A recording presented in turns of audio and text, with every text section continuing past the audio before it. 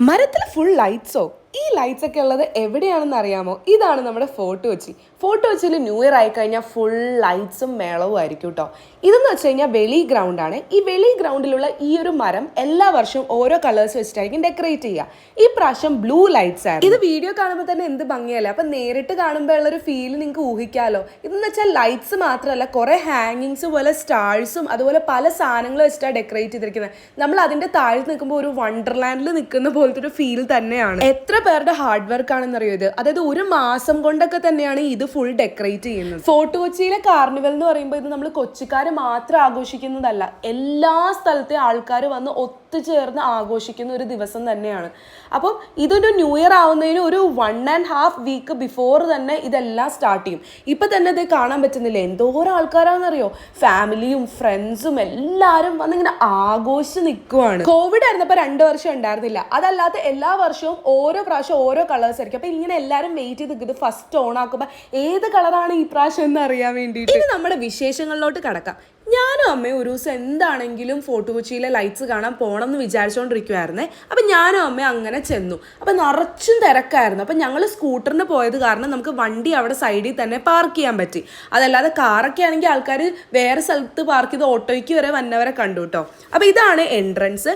എൻട്രൻസിലോട്ട് കയറി കഴിയുമ്പോൾ തന്നെ അവിടെ നല്ല എന്താ പറയുക, ഒരു ഫെസ്റ്റീവ് ശബ്ദങ്ങളൊക്കെ ആട്ടോ. പിന്നെ ധാരാളം ആൾക്കാർ പല പല സാധനങ്ങൾ വിൽക്കാനൊക്കെ വന്നിട്ടുണ്ടാവും. അപ്പോൾ കുട്ടികൾക്കൊക്കെ ഇത് ഭയങ്കര ഒരു ആകാംക്ഷയായിരിക്കും. പിന്നെ നമ്മളിത് ന്യൂ ഇയറിന് 31 മുമ്പായിട്ട് ഒരു 27-ാം തീയതിയോ 28-ാം തീയതിയോ അങ്ങനെയൊക്കെ പോണെയാണെന്നുണ്ടെങ്കിൽ വെച്ചാൽ ഭയങ്കര അകത്ത് നമുക്ക് നിൽക്കാൻ പറ്റാത്ത അത്രയും തിരക്കൊന്നുമില്ല കേട്ടോ. നമുക്ക് സുഖമായിട്ട് നിൽക്കാനൊക്കെ പറ്റും. അതുകൊണ്ട് നമ്മൾ അങ്ങനെ വിചാരിച്ച് ഇങ്ങനത്തെ പരിപാടി ഒന്നും മിസ്സാക്കണ്ട കേട്ടോ. ബിക്കോസ് അത്രയ്ക്ക് ബ്യൂട്ടിഫുൾ ആണ്. നമ്മൾ ഒരിക്കലെങ്കിലും അത് കണ്ടിരിക്കണം.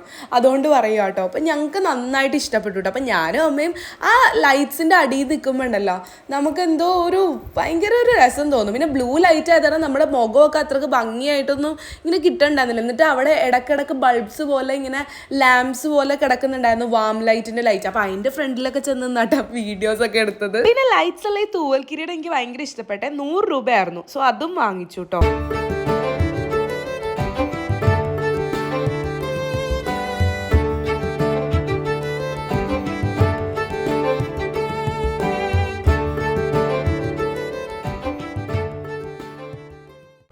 അങ്ങനെ തൂവൽ കിരീടമൊക്കെ വെച്ചിട്ട് ആ ബ്ലൂ ലൈറ്റ്സിന്റെ താഴെ നിന്നപ്പോൾ സ്വന്തമായിട്ട് എന്തോ പ്രിൻസസ് ആണെന്നൊക്കെ ഇങ്ങനെ ആലോചിച്ചു പോയി.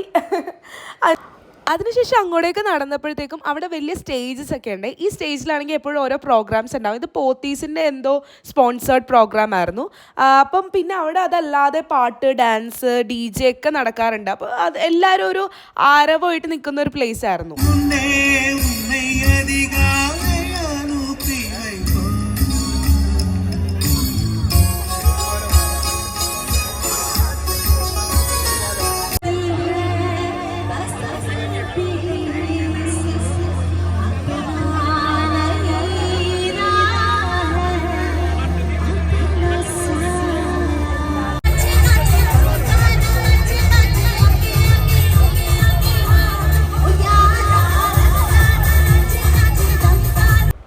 പരിപാടികളൊക്കെ കുറച്ച് കണ്ടതിന് ശേഷം ഞങ്ങൾ കുറച്ച് അങ്ങടേക്ക് നടക്കാമെന്ന് വിചാരിച്ചു. ഈ സ്ഥലത്ത് നല്ല തിരക്കുണ്ടായിരുന്നു കേട്ടോ. അവിടെ ഫുള്ള് ഫുഡ് ഐറ്റംസും അതുപോലെ സാധനങ്ങൾ വാങ്ങിക്കുന്നതും എല്ലാമാണ്. അപ്പം എല്ലാവരും അവിടെയും കുറേ പേരുണ്ടായിരുന്നു. പിന്നെ എവിടെ പോയാലും ഞങ്ങൾ മസ്റ്റായിട്ട് വാങ്ങിക്കുന്ന സാധനമാണ് കപ്പലണ്ടി. നിങ്ങളിൽ മിക്കവരും അങ്ങനെ തന്നെ ആയിരിക്കും അല്ലേ. സോ അത് വാങ്ങിച്ചു, പിന്നെ അത് കഴിച്ചു. പിന്നെ ഈ ഒരു സാന്റ അപ്പൂപ്പനും കൂടി ഉണ്ടായിരുന്നു കേട്ടോ അവിടെ. അങ്ങനെ അവിടെ ഫുൾ എക്സ്പ്ലോർ ചെയ്തിട്ട് ഇനി വീട്ടിലോട്ട് പോണതിന് മുമ്പ് ഒന്ന് ഫോർട്ട് കൊച്ചിയിലും കൂടി പോയേക്കാന്ന് വിചാരിച്ച അമ്മയും ഞാൻ നടക്കുക.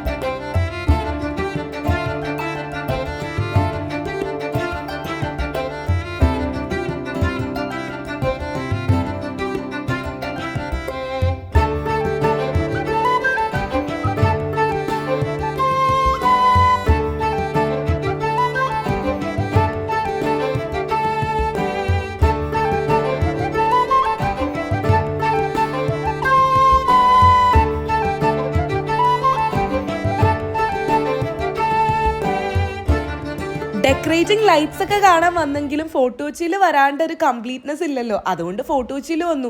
ഇത് നല്ല റോഡും പിന്നെ അതുപോലെ ഭയങ്കര ക്രൗഡൊന്നും ഇല്ല, എന്നാൽ ആവശ്യത്തിന് തിരക്കും ഉണ്ട്. അതുകൊണ്ട് ഫോർട്ട് കൊച്ചിയിലെ കാഴ്ചകളും കൂടി നിങ്ങളെ കാണിക്കാന്ന് വിചാരിച്ചിട്ടാണ് ഇത് എടുത്തത് കേട്ടോ. അതൊന്ന് കണ്ടു നോക്കേ.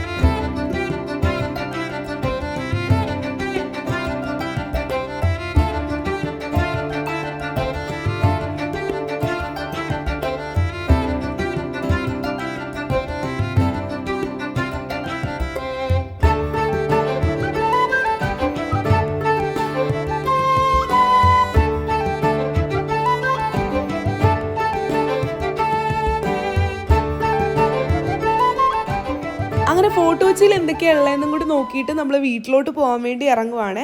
അപ്പോൾ ഇറങ്ങുന്ന വഴിക്കാണെന്നുണ്ടെങ്കിൽ അവിടെ കുറേ കടകളൊക്കെ ഉണ്ട്. ആ കടകളിലിരുന്ന ആൾക്കാർ ഓംലെറ്റും കാര്യങ്ങളൊക്കെ കഴിക്കുന്നത് കാണാം. പിന്നെ ഈ കടകളൊന്നും ന്യൂ ഇയർ പ്രമാണിച്ചുള്ളതൊന്നും അല്ല കേട്ടോ. എപ്പോൾ ഇവിടെ ഫോർട്ട് കൊച്ചിയിൽ വന്നാലും ഈ കടകളൊക്കെ ഉണ്ടാവേ. ഈ കരിക്ക് കുടിക്കുന്ന സ്ഥലത്തിൻ്റെ ഇവിടെ കൂടിയുള്ള വഴി കൂടി എളുപ്പം തന്നെ ഞങ്ങൾ സ്കൂട്ടർ വെച്ച സ്ഥലത്തോട്ട് പോകാമെന്നുള്ളതുകൊണ്ട് അങ്ങോട്ട് നടക്കുക കേട്ടോ. ഫോർട്ട് കൊച്ചി ഫുൾ എക്സ്പ്ലോർ ചെയ്തിട്ട് സൂപ്പറായിരുന്നു.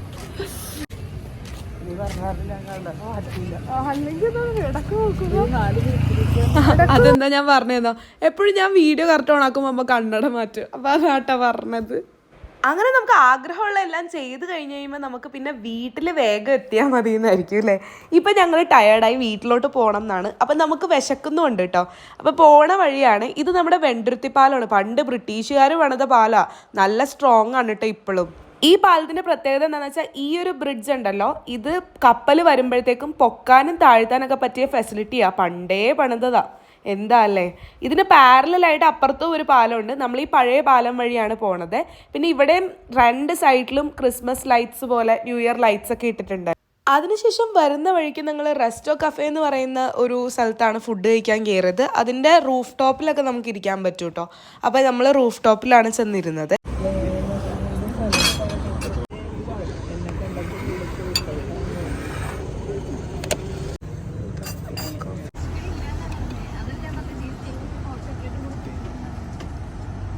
ഞങ്ങൾ 2 ഫ്രൈഡ് റൈസും പിന്നെ ഒരു ചില്ലി ചിക്കൻ ഗ്രേവി ആയിരുന്നു വാങ്ങിച്ചത്. രണ്ടും നല്ല ടേസ്റ്റ് ഉണ്ടായിരുന്നു കേട്ടോ. സോ ഞങ്ങളത് സ്വസ്ഥമായി ഇരുന്ന് കഴിച്ചിട്ട് അപ്പോഴേക്കും ഒരു ടൈം 11:30 ഒക്കെ ആയി. പിന്നെ നേരെ വീട്ടിലോട്ട് പോയി.